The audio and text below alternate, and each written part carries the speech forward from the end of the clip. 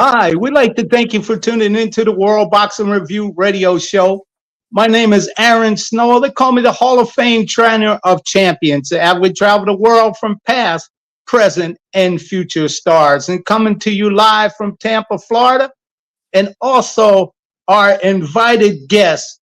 Really, he don't need no introduction. His face in boxing for being not only a Hall of Fame, world class, legendary referee, Tony Leaks. Man, well, from coming to you live from Las Vegas, man. Welcome into the World Boxing Review radio show. How you doing, Tony? I'm good. I'm good. Thank you. How you doing? Man, I'm doing great. To have a real legend on the show like you, it's hard to get in this time and age real boxing legends. You know, your career spans over 3 decades, Hmm. and boy, is that amazing accomplishment in itself. I'm going to go start off before we get into the interview. Just some of these names that these great fights that you've been a part of in the center of the ring, help control the action, make sure it's a fair fight in the ring. We'll start off with Mayweather, Pacquiao, Klitschko, Canelo Alvarez, Casamayor, Castillo, Diego Corrales, Oscar De La Hoya, Bernard Hopkins, Roy Jones, Manny Pacquiao, and so on and so on. Man, Tony, man, what an amazing, amazing resume. Just tell a fan, how'd you get in the box?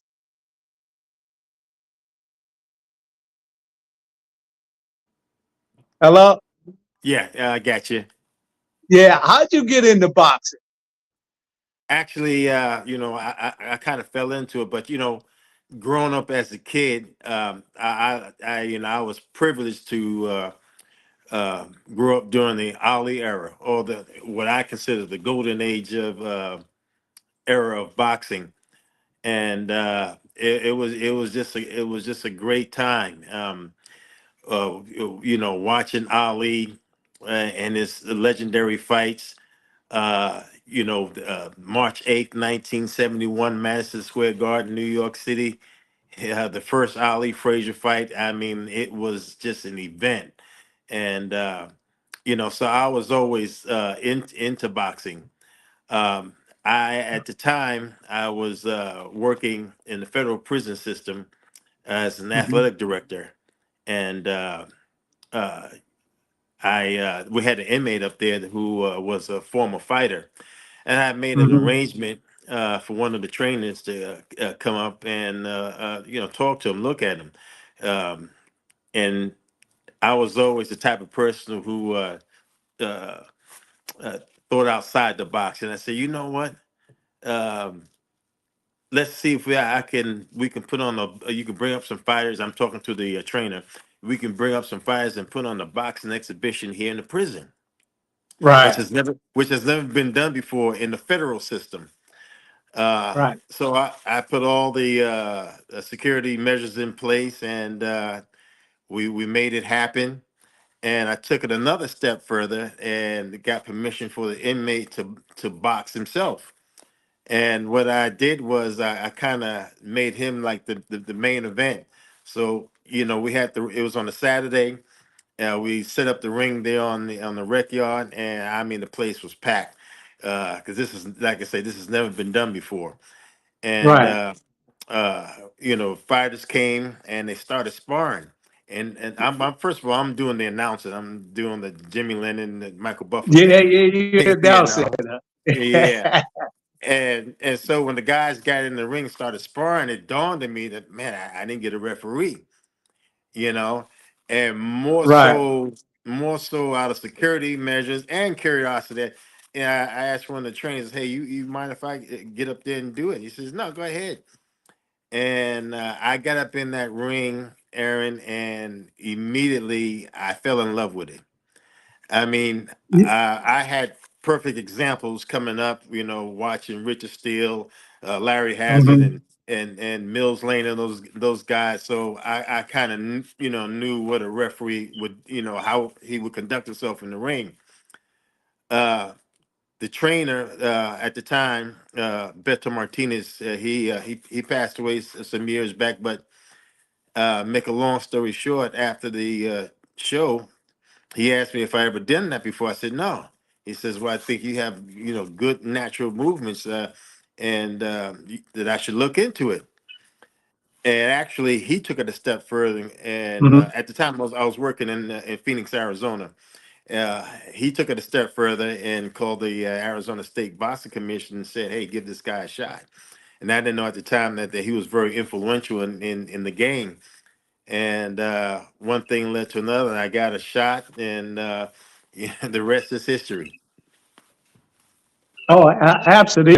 A dear friend of mine, Duke Durden, Mm-hmm. who was during the '70s, Duke, we called him Daddy Duke.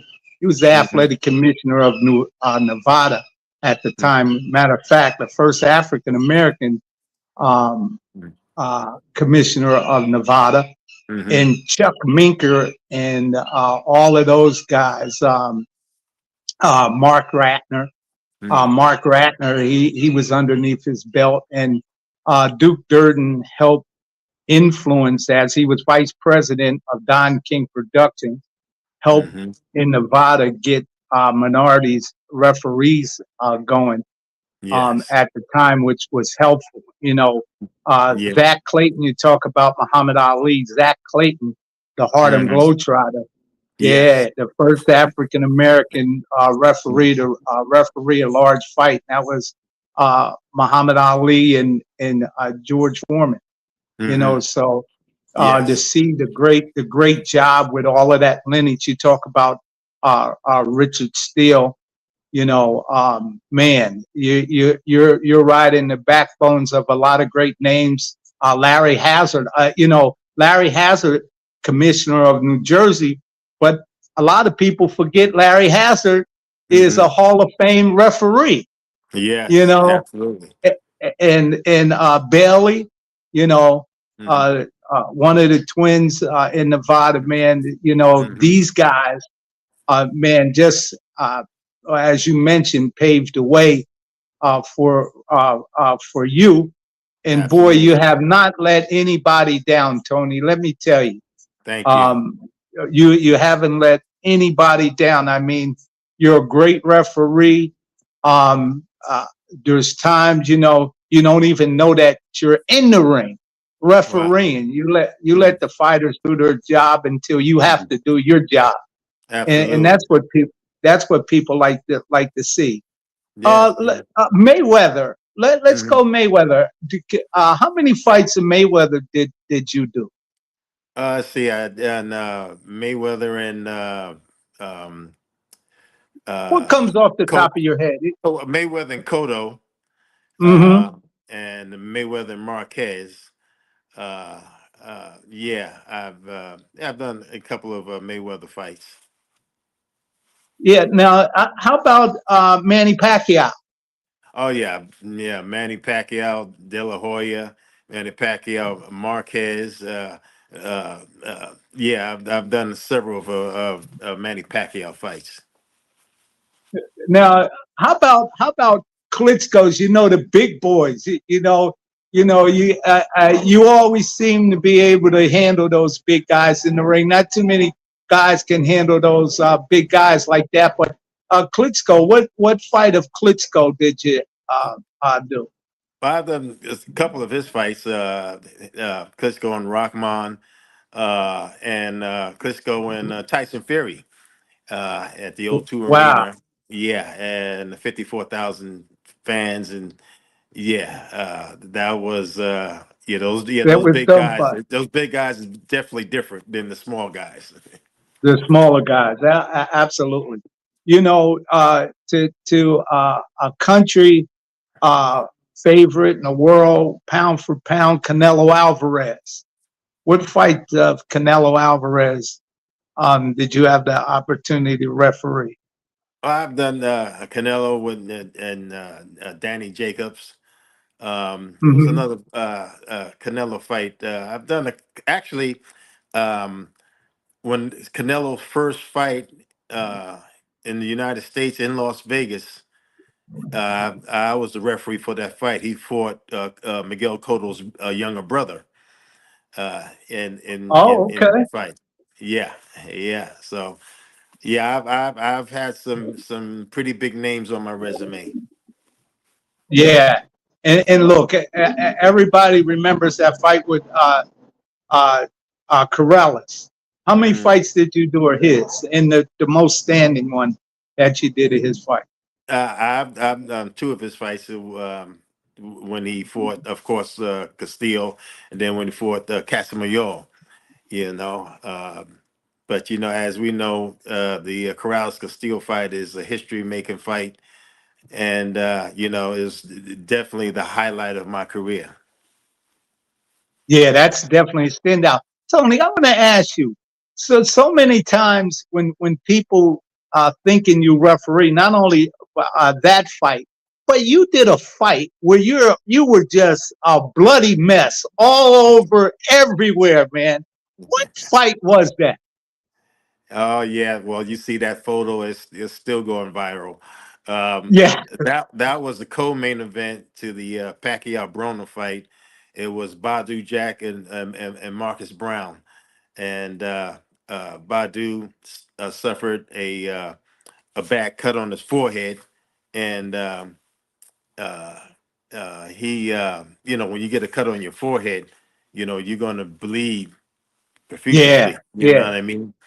Because And all the blood pressure goes up, and plus when your yeah, adrenaline's going, it just increases anywhere in the yeah, top of the head. You know. yes, yes, yes.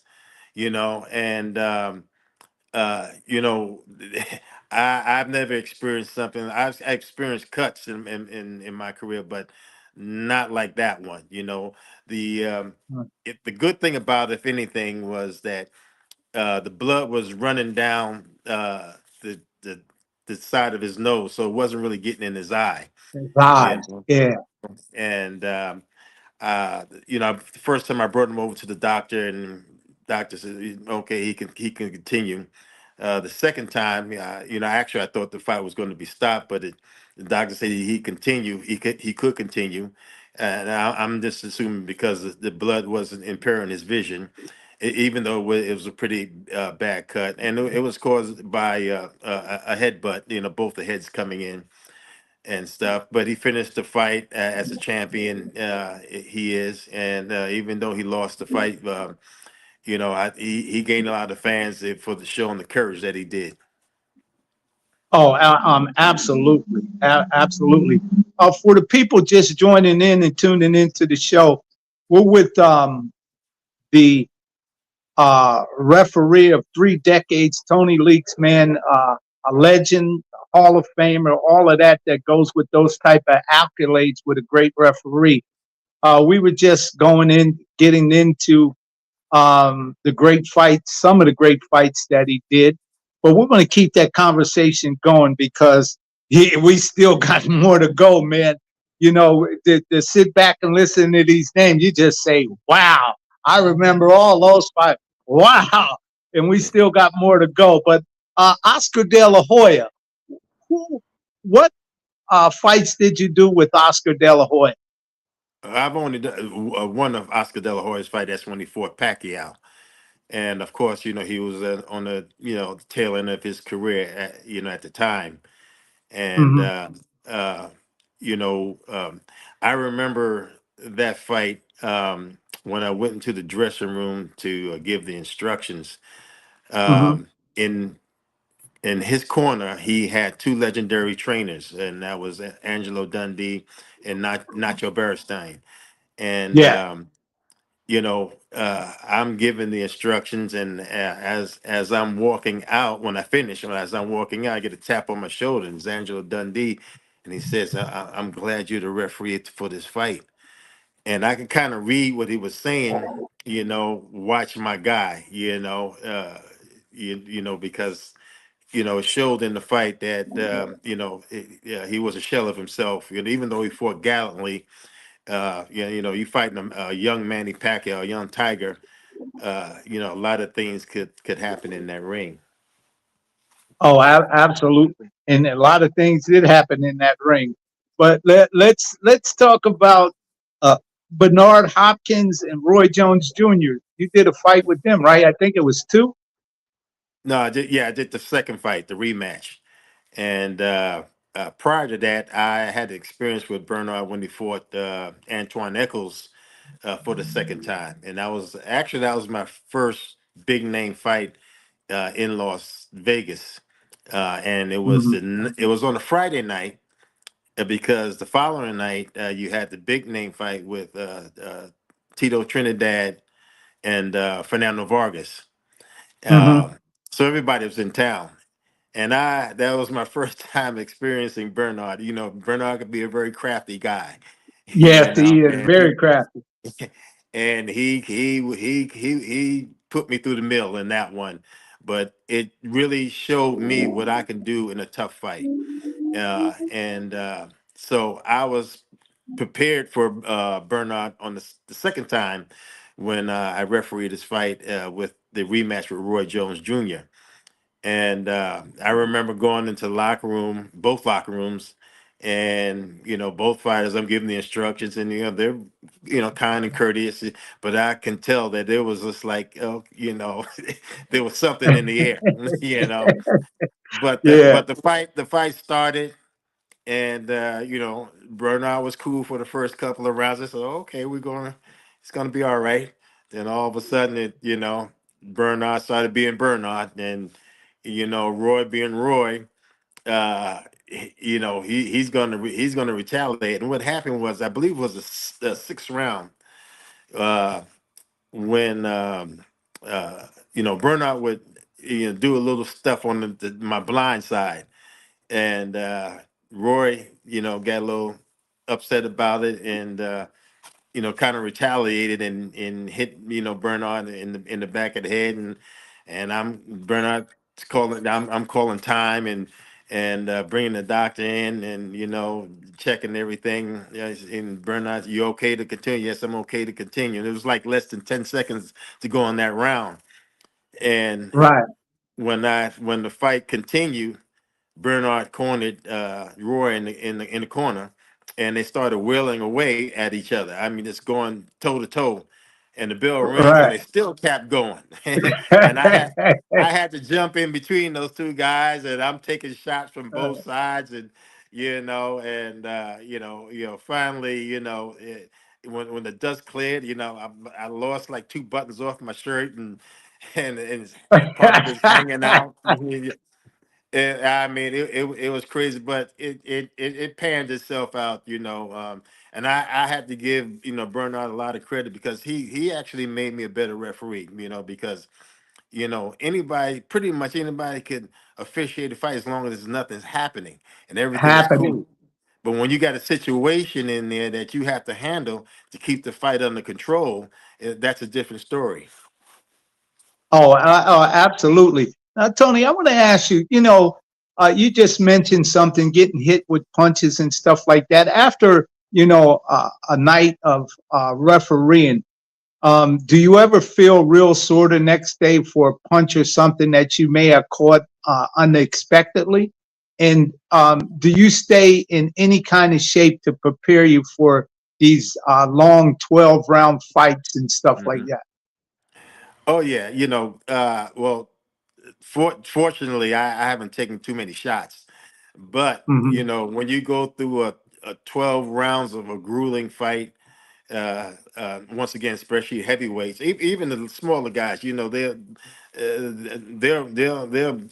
make you run around the ring, But Hmm. yeah, I can feel a little soreness, at the next day, mainly in my legs and stuff, and I've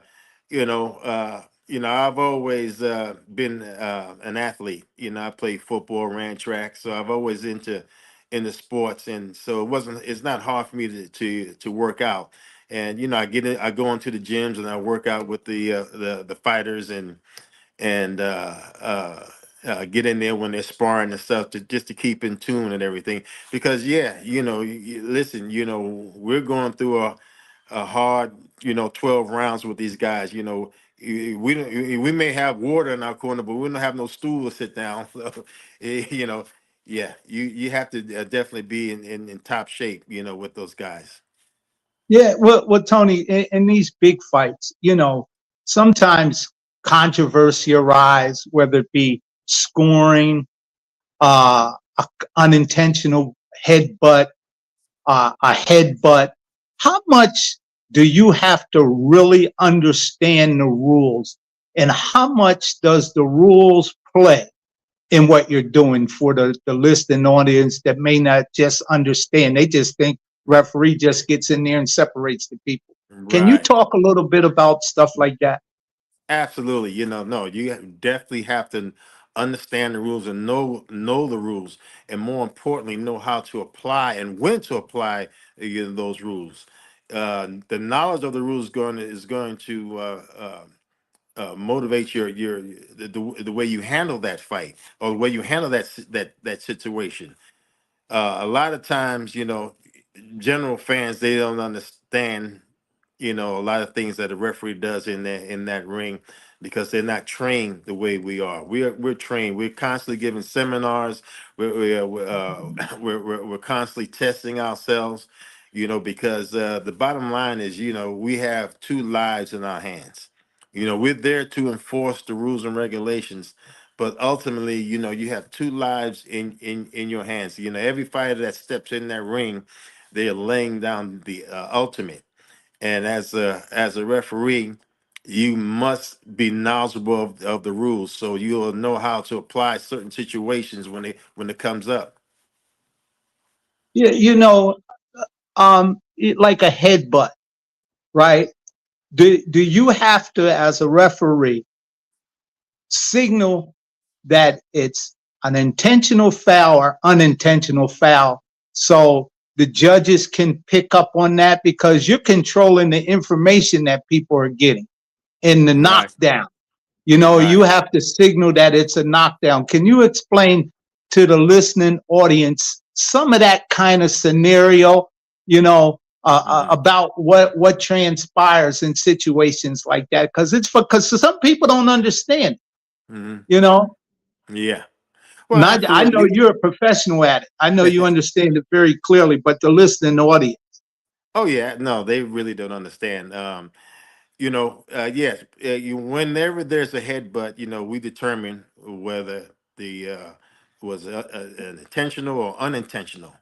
You know, you can pretty much know when it's intentional when one guy is coming in or leading with his head. You can tell when it's unintentional when both guys are coming in and have an accidental, headbutt. And we indicate that, first and foremost to the commission.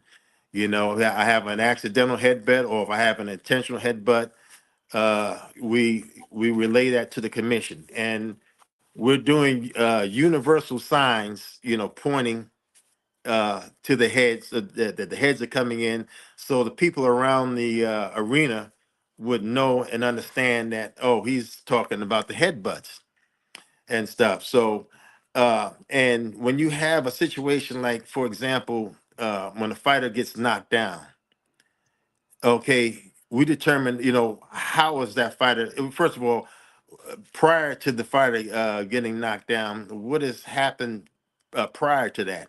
Was he in the fight, or was he taking a lot of punishment? When a fighter, we like to say how a fighter goes down. If he goes down the dead faint, as we know, you've seen some fighters get knocked out and they just fall flat on their face, or a fighter Mhm. gets knocked down and they're struggling to get up, and then they get up, and there's no stable, they're not stable, and. So there's a lot of things, like I say, that we look at, because we're trained to look at and trained to see how a fighter reacts, or what happens, when you have different things that, whether it's a low blow, was it intentional, was it unintentional? You have fighters with the high, where the trunk's high, so we have to determine, where that line is.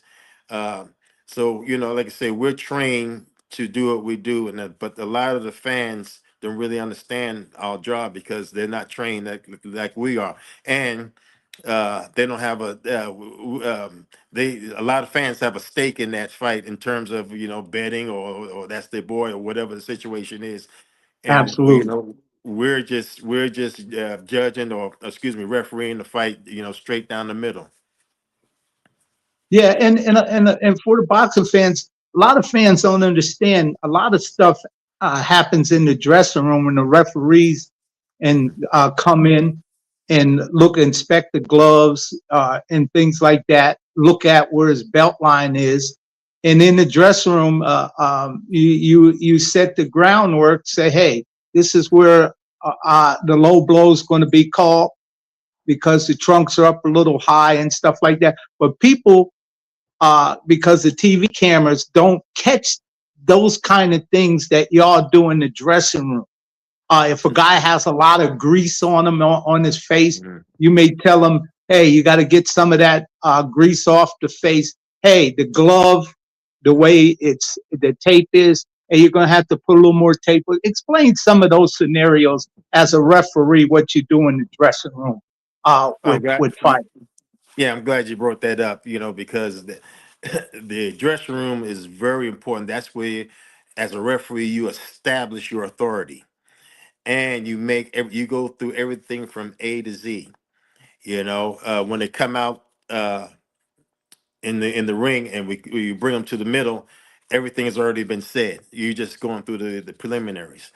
But and a lot of times you're going to have guys, representatives from the other camp in there watching, or somebody's filming it. So what we say and do in that locker room, if it happens on in outside in that ring, you have to do what you say. But once again, yeah, sometimes now a fighter may not have his trunks on, or you may not observe that. So I always reiterate that when I get into the ring, so everybody knows, here's the line, and here's the foul. Um, but we're looking at everything. What's the concerns? Do you have any concerns about your opponent? If a trainer or a fighter may say, well, this guy hits low, or he holds a lot, or he hits beyond the head, it's okay, duly noted. We'll if it happens, we'll do our job. Now, I don't go back into the other dressing room and relay those things to the other fighter, because that's not for them to know. That's just for me to know and understand, because a lot of times, you have these trainers out there, for yourself, that it may be his guy that does it, so he may be trying to throw you off. Right. Yeah, yeah, Yeah. yeah, Absolutely. Trying to get yeah, yeah. people don't understand that, there's nick and tuck. Everybody's trying to get an edge when it comes to a match. Every The edge. least Yeah. little edge people are Hmm. trying to gain, and Hmm. that wisdom and knowledge that you do from OJT, on the job training, going in the gyms. Uh, Hmm. you know, people don't see all the Hmm. undercard bouts that a referee like you do, where Hmm. that you gain all of this experience and knowledge from 4 round bouts, 6 round bouts. People don't Hmm. see all of that. They just see Yeah. at the highlights of all of that. But Absolutely. and in the dressing room, referees do such a great job to establish Hmm. um, who's going to speak in the corner for Hmm. this fighter if something happens to who's the Right. chief second. Who's the I'm chief going to second? be speaking to you. Anything happens in your corner, I'm going to talk to Hmm. you. Anything Hmm. happens with this fighter, I'm going to talk to you. And a lot of Hmm. people think, and even some announcers don't understand this because they've never been a part of it, Hmm. the inner work of a fight. They Hmm. think all the cornermen can do and say anything that they want, and that's not true. No. This chief second has to be in control of his corner, and he's Hmm. responsible when it comes to a great referee like you. If something happens, if I got Hmm. concern as a second, what the other fighters doing, like you said, Bernard Hopkins was using Hmm. your blind side, and you may Hmm. not caught it in between the rounds. I may go to a referee Hmm. like yourself to bring awareness. but no one Hmm. else in the corner can do that but the chief Hmm. second. And Exactly. and a great referee, I done seen, great referees. If it ain't the chief second, they tell him, get him down out of here. And if he Hmm. comes Yeah. back in here to talk to me, get him out of the corner. You'll tell the inspector like that, because that's how a lot of confusion starts. And Absolutely. Tony, one Yeah. thing I can say about you, you have the utmost respect from trainers and cornermen because of the great job that you do inside the ring in Yeah. times of heated moments and heated things in battle. When everybody's trying to get that edge, Oh you yeah. do a terrific job at doing that. But hey, Yeah. look, Thank you. Tony, before we get too far into this, I want to say that the USA Boxing Elite High Performance team, they have secured international events through 2026 in preparation for the Olympics qualifier. This will happen in 2027, leading into 2028, the Olympics, the finals, and all that. And I want to congratulate Joseph Akawandi. Since a kid, I used to train his father. He has moved up to heavyweight. Now that he's 18, he's on that USA elite team. And congratulate you for winning the nationals in the heavyweight division, where he started out in boxing, 8 years old, and way down in them junior Olympic class. Now he's a heavyweight, and congratulations to him and his father being part of that Olympic team. But Congratulations. yeah, Yes. yeah, it's a You, journey. yeah. You know what? I have to go back to the corner situation there Hmm. with the chief seconds. I was. I've told this story a couple of times, but I was refereeing a fight with um, what's his name? Emmanuel Stewart was the head Hmm. trainer at the time, and um, Aaron Pryor was in the corner. I was refereeing Aaron Pryor Jr. Right, Now it was I believe it was like a 6 round fight. Junior's winning the fight, but he was starting to get tired. And right. as you know, when a fighter gets tired, he can be injured. You know, Yes, uh, I can't remember what the round it was, but it's around the fourth round, somewhere around there, with 2 rounds to go. And Emmanuel wanted to stop the fight, right. and Senior, Aaron Pryor Senior, no, I mean, well, he had some choice words, No, let him go. you know, yeah, and so listen, I'm in between these two legends. And I'm like, oh wow, okay, what I'm gonna do. You know what I mean? So I said, Uh-huh. okay, I said, Emmanuel, I'll let it continue. But so I told Senior, if I see that he's taking too much punishment, I'm gonna stop the fight. And they both was cool with it. And Right. Junior, he finished the fight, and but I had a moment where, like, what do you do when these two legends, even though the great Emmanuel Stewart was the chief second, you have this legendary champion, Aaron the Hawk Pryor, and that has his son in the ring. It's like that was a memorable moment right there. That as a referee, you got to think fast on your feet, Oh, and absolutely. You can't be a slow thinker, because everything no, is coming at you no, no, so fast. yeah, It's easy yeah, for people watching TV and stuff like that, and even now in the arenas, is they got replay screens all yes, around the yeah, arenas, so fans at ringside, they can catch it, the replay, or on TV they replay it and show different angles, but you have yes, to make a decision like that. mhm, And yeah, you got to have a lot of experience and knowledge in that repertoire that you got as a referee, and that you do have, Absolutely.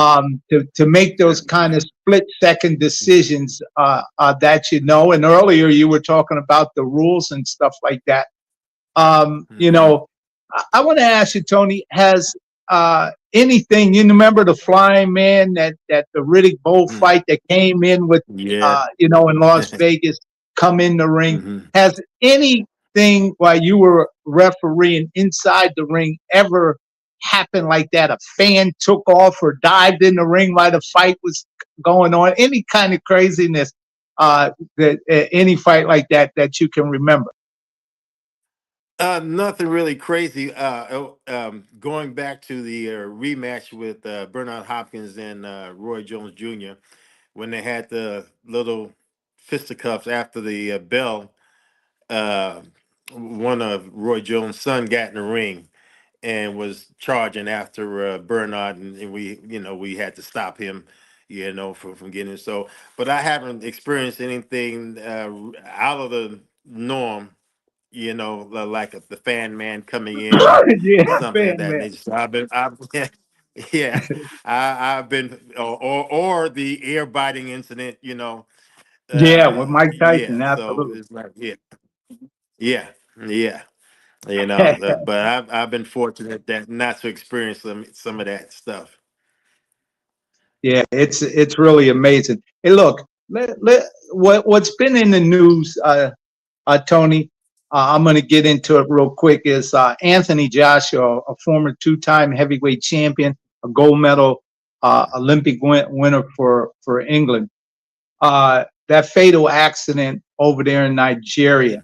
The rumor mill has it that Anthony Joshua, it has retired. But Eddie Hearns has come out and said that until you hear from Anthony Joshua, don't take any of that, what you're listening to. We have to wait.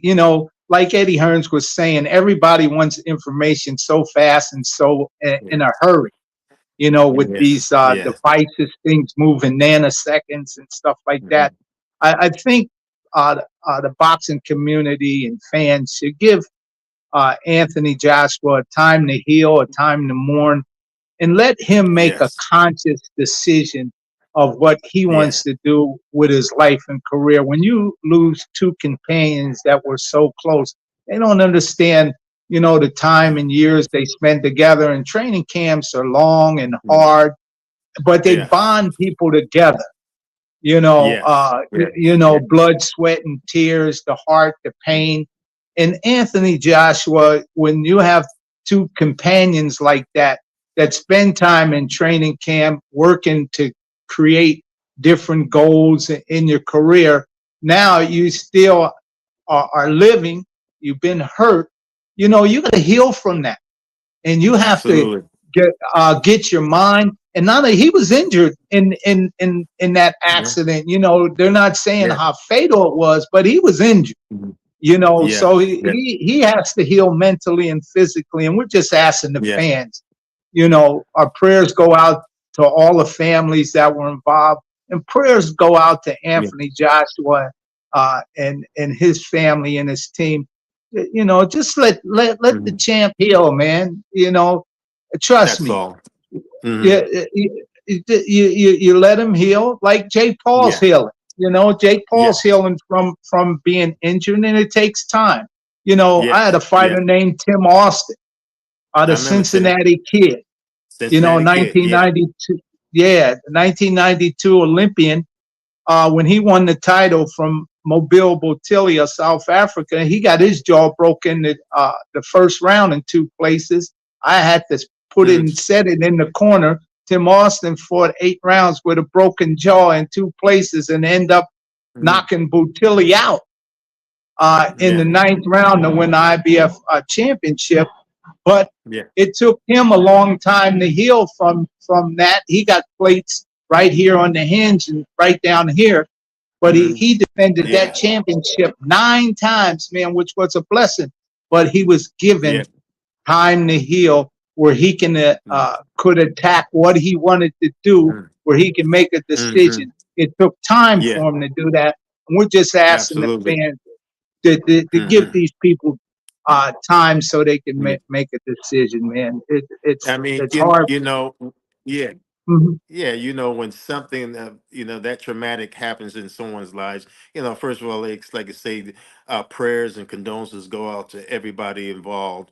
Um, and yeah, and as you know, as a trainer, a fighter has to get in that ring 100% mentally. Mhm. You know, we forget we know about the physical, but 100% mentally. And when you have something like that happens, and you have these people coming down on you, and the social media saying this and saying that, that adds on to it. You don't need that. You need the prayers, you need the condolences, you need the uh not jump the gun and want to know what's going on, what's happening, what he should do, what they should do. No, have some sympathy, some compassion, for these fighters, who go through something like this. Anthony, he lost two good friends, like you say, and that's something that's very traumatic on him, that he has to heal from mentally.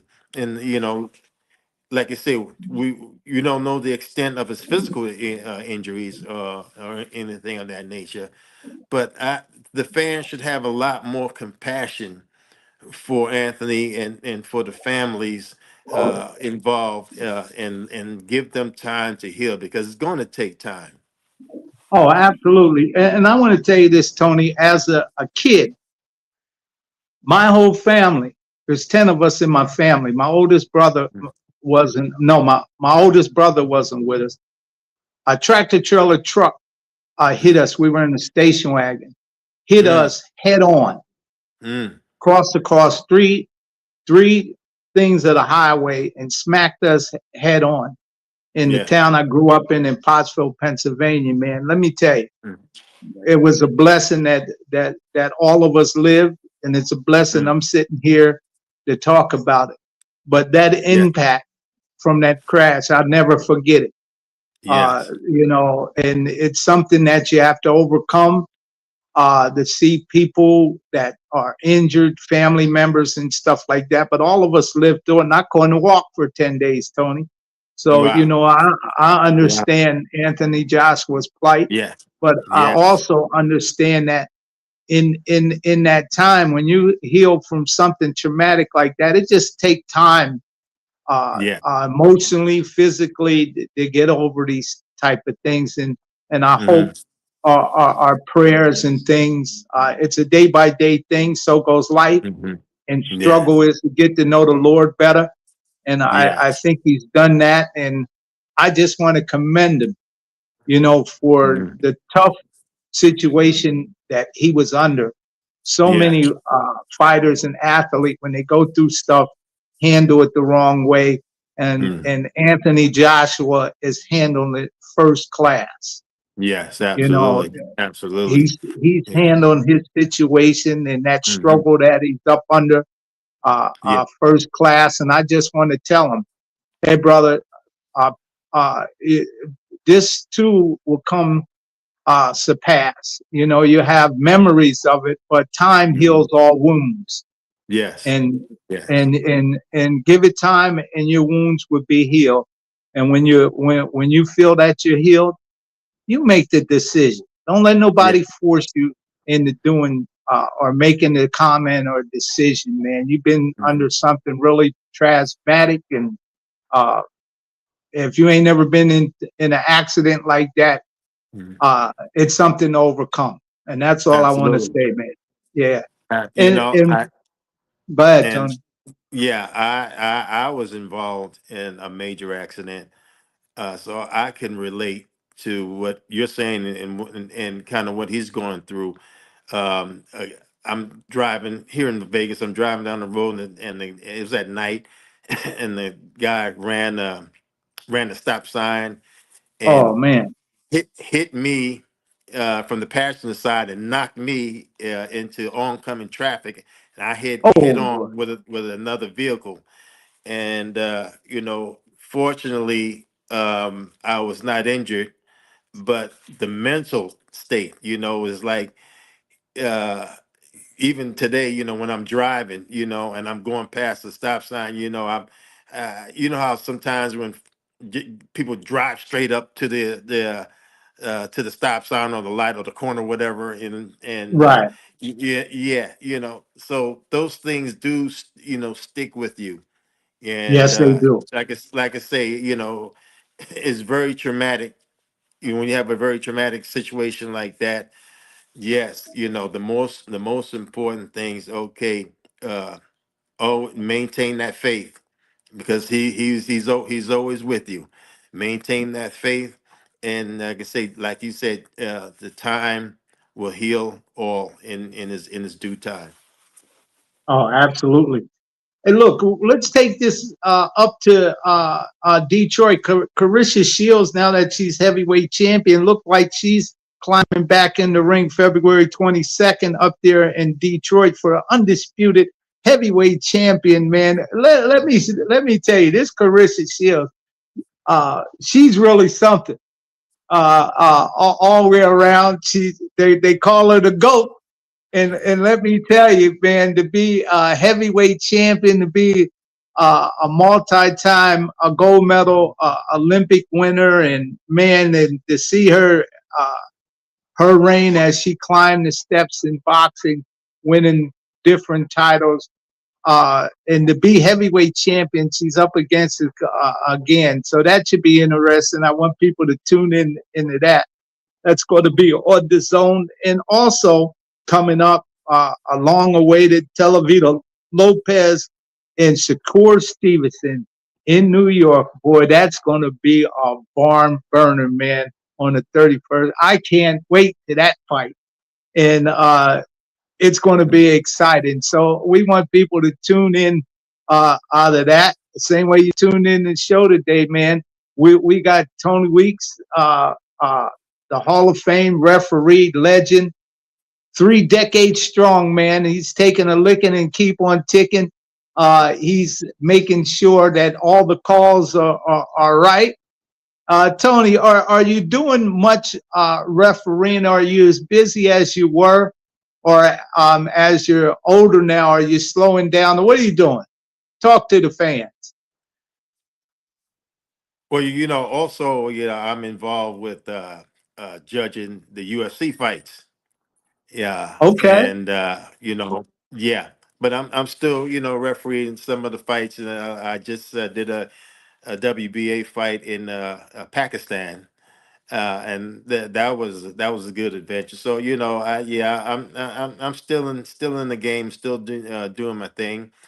I've always said, you, like a fighter or anyone else, when it's time to step down, and when you can no longer physically do it or mentally do it, when it's time, Oh, but I'm still, absolutely. yeah, I'm still enjoying what I do. I still have a love and respect for the sport. It's not a job to me. I'm just blessed to do what I do.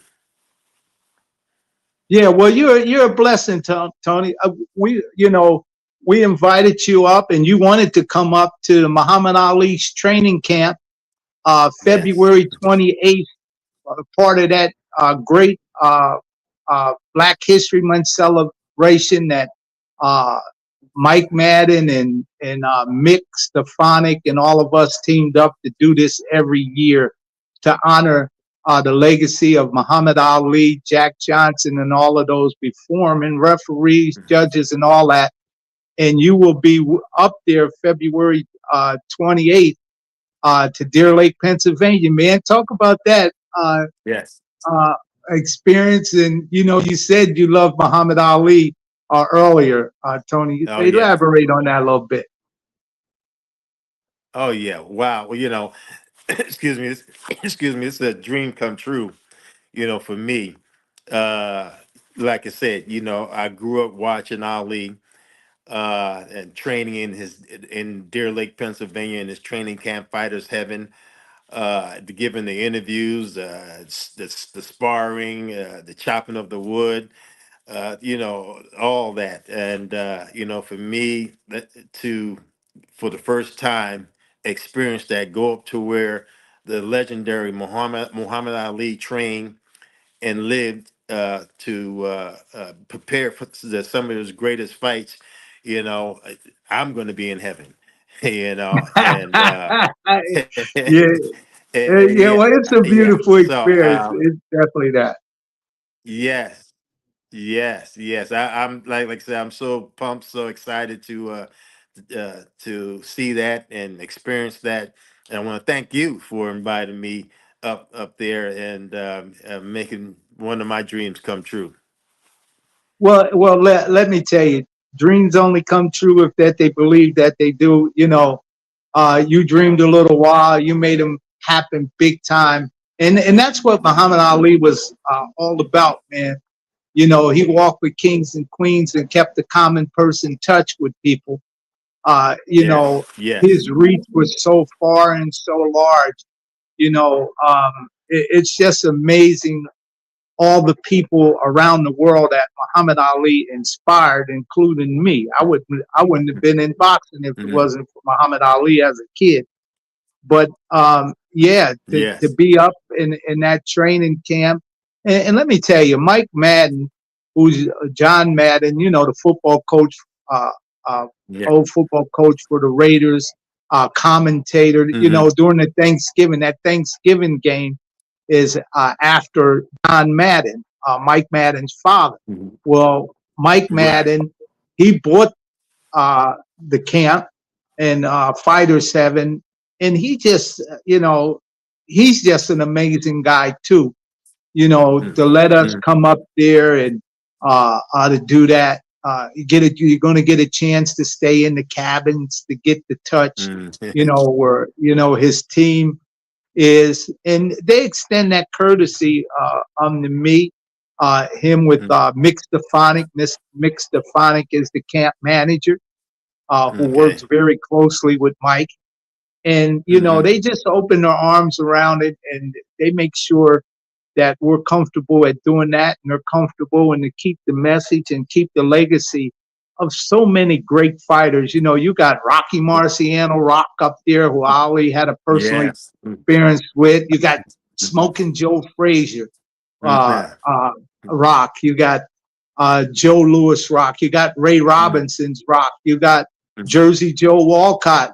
Rock is the fourth African American heavyweight champion who refereed Muhammad Ali's fight um, with uh, different fights. So, Hmm. and you got the famous Rock who Muhammad Ali loved. You got the Jack Johnson's Jack Rock. Johnson. Jack Johnson, the first African American heavyweight champion. Muhammad Ali loved Jack Johnson so much, he put his rock is up in that area is known for coal, anthracite coal.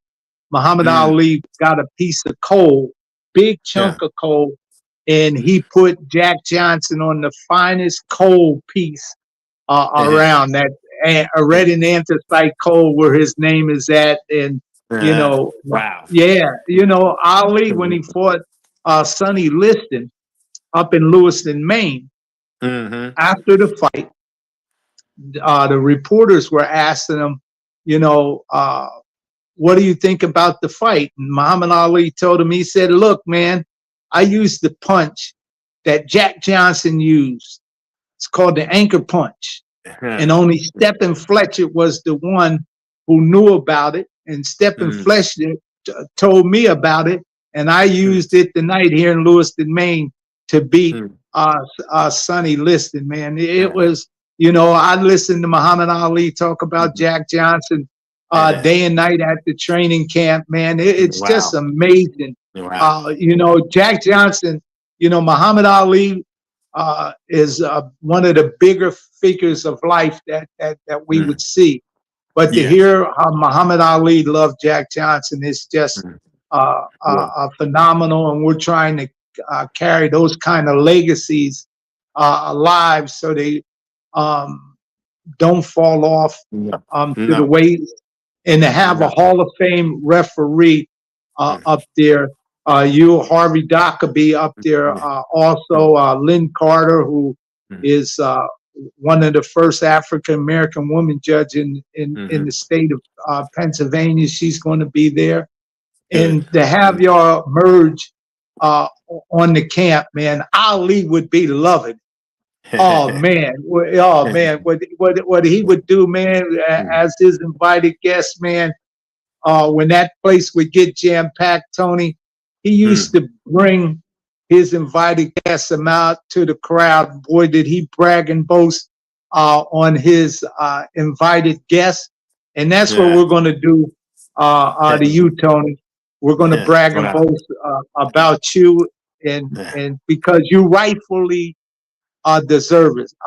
Thank A you. wise man told me a long time ago that history and culture of all Mm, our studies are mm, best attractive, best qualified to reward a person's research as mhm. it takes upon the springs and the motives that spell the Yes. destiny of the human being. And boy, Yes. Tony, you have a lot of history in this game. Mm, And I hope today, through small conversations that we have, is that somebody will be inspired from your humble beginnings, Tony, and that mm. they will get into refereeing because we need good referees. Yeah. As you're Absolutely. getting older, we need a younger Mm, crowd coming up so mm. boxing can keep living on and so boxing can have great personality like Yes. yourself, who's very Absolutely. colorful, very knowledgeable of the game, understand the rules and regulations second to none. And Mhm. we need that. Absolutely. What do you think, Tony? Oh yes, absolutely. When I came into the game, I came in on the shoulders, like I said, of the Richard Steels and the Larry Hazards and Mills Lane and those guys. So yeah, it was my time. It was my turn to pass on that legacy, the greatness that these guys showed in some of their great fights. And you never know who you're inspiring out there, and not just to become a referee in any endeavor. People, when you become a public figure or well known, people watch you. People, Yes, they do. yes, yeah, and you just never know who you might be inspiring. Um, as I was stated before, I was truly blessed to grow up during the golden ages of boxing during the Ali era. What a ride. Uh, his fights, no matter who he fought, his fights were an event, and he made it that way.